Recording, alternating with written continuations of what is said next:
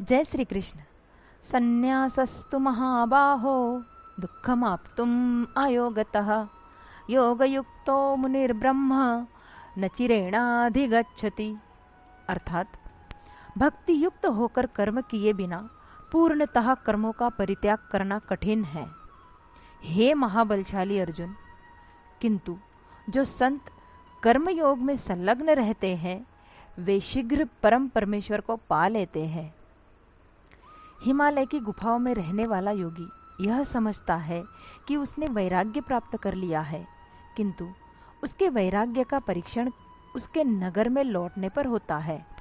उदाहरणार्थ, एक साधु जिसने 12 वर्षों तक गढ़वाल के पहाड़ों में तपस्या की थी, वह हरिद्वार में पवित्र कुंभ मेला देखने आया। भीड़ में किसी व्यक्ति ने भूल से अचानक अपने जूते साधु के नंगे पैरों पर रख दिए। साधु ने क्रोधित होकर चिल्लाकर कहा, क्या तुम अंधे हो? क्या तुम्हें दिखाई नहीं देता कि तुम क्या कर रहे हो?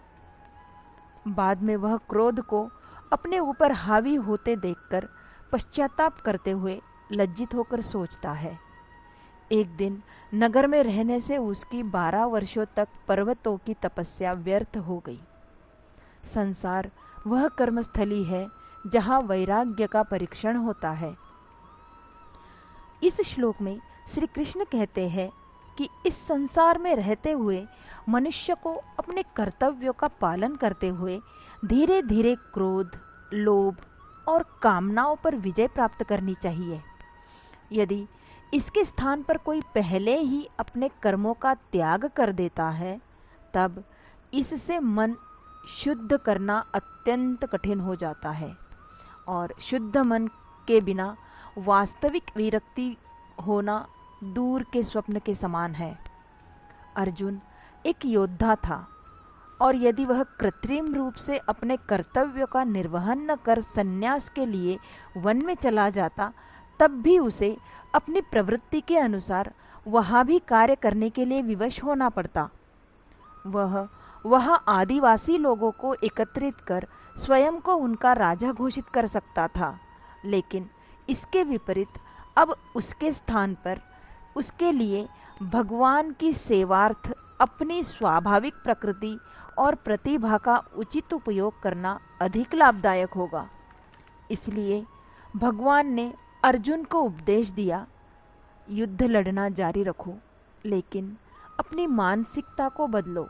यह समझो कि सर्वप्रथम तुम अपने राज्य को बचाने की प्रत्याशा से इस युद्ध भूमि पर युद्ध करने आए थे। अब इसके स्थान पर निस्वार्थ भाव से केवल अपनी सेवाएं भगवान को अर्पित करो। इस प्रकार से तुम सहजता से अपने मन को शुद्ध कर पाओगे और मन में सच्चे वैराग्य की अनुभूति करोगे।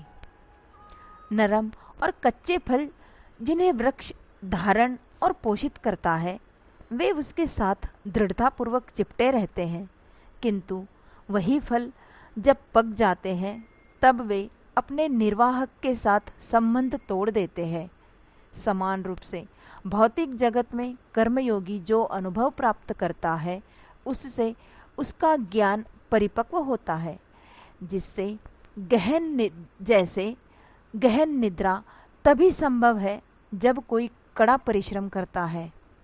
उसी प्रकार से गहन साधना भी उन्हें प्राप्त होती है जो कर्मयोग द्वारा अपने मन को शुद्ध कर लेते हैं। अध्याय 5 श्लोक 6। राधे राधे।